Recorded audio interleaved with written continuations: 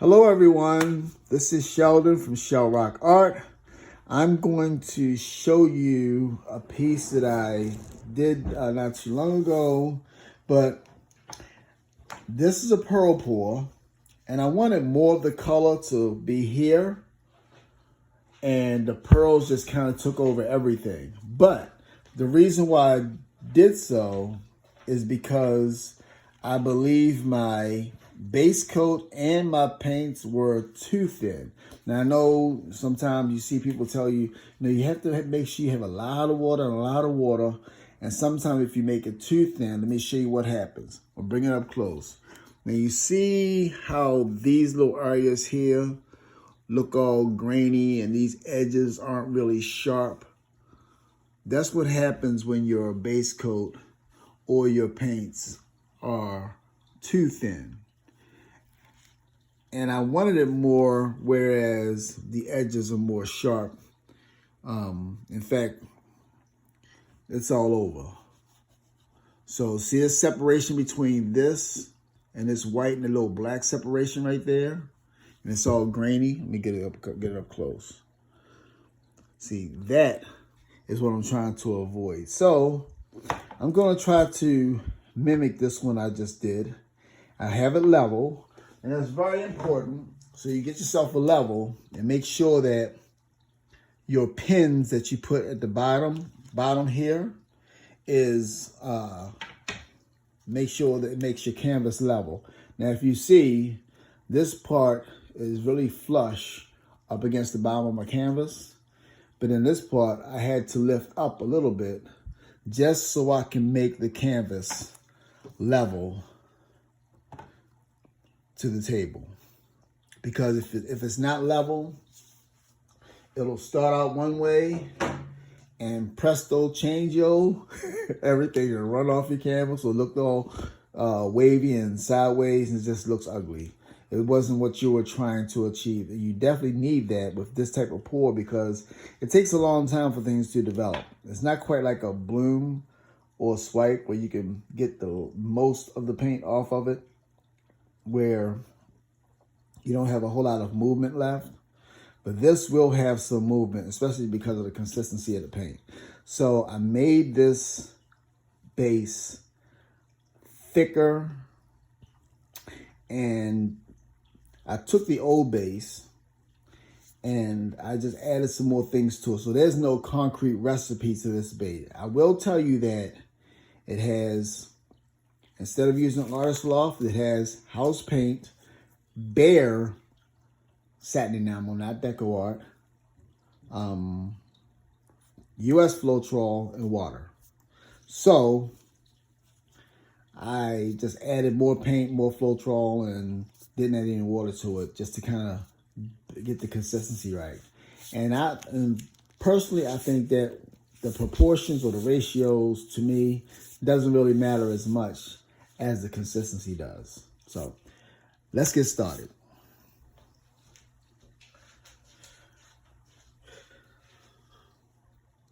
So I'm going to put my base coat down.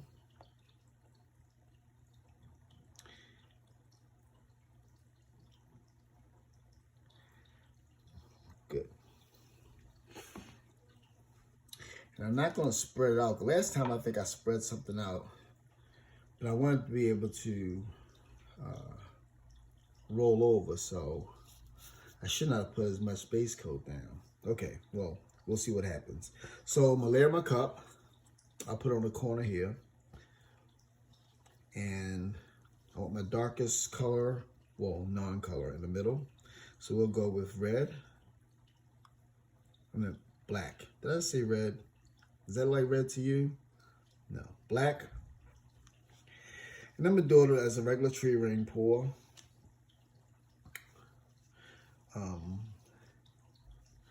I'll go with red. Now, I do want to say this. Different brands for different colors within a brand, different colors within a brand reacts differently. So for example, this dioxazine purple is very reactive in a poorer color, and this is by Liquitex Basics. But I had this color in Liquitex Basics, and it was hardly reactive. So I had to go to my Amsterdam Pyro Red, Pyrrole, that's how you pronounce it. But I had to go to that one for this color here. The same with the black. I used the Mars Black with the Liquitex Basics, and it was not working properly for me. But the I went to the Amsterdam Oxide Black to get me a better reaction, and I knew that would react because it worked great as a cell activator. So these are the colors that I'm using here.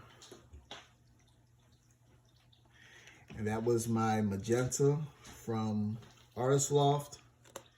And this is my dioxazine purple from Liquitex Basics.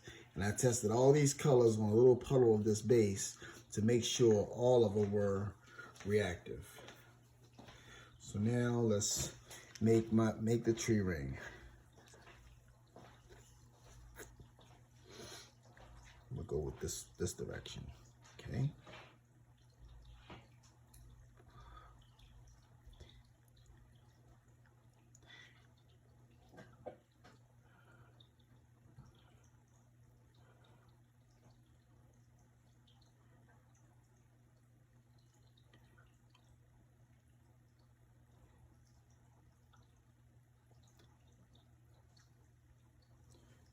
Comes the red.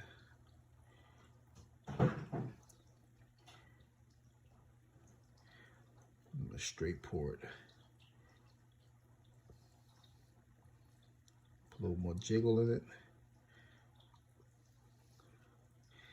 And the rest of the black. Okay, good. All right. So those are my colors now. Now, hopefully I can get some nice pearls out of this. Let me kind of move this around. And it seems like I'm going to spill it anyway. So I should have put less color on it so these colors can roll over the white. But it's not going to happen because I put too much paint down as a base. So let me just start it to go off this edge here to start the stretch. Okay, good. Now, I'm going to take it down to this corner here. Okay, bring it back to the center. I'm going to take it over to this corner.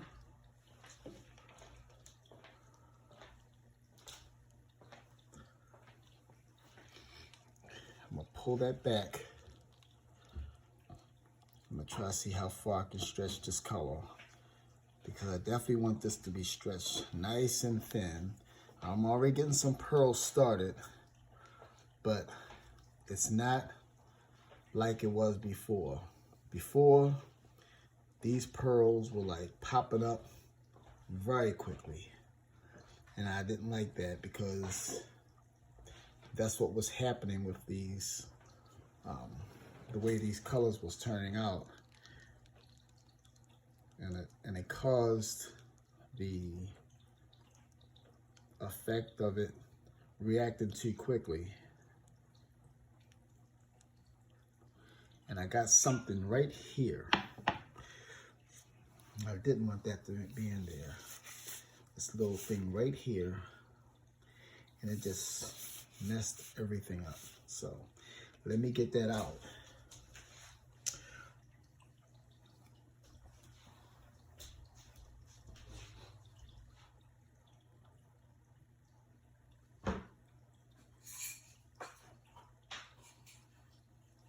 See if I can get that out with a toothpick.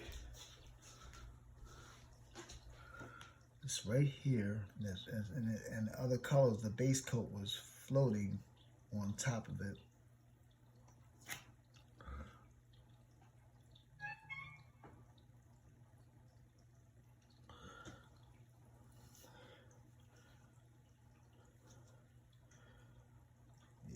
was it? So I'm gonna put you on time lapse and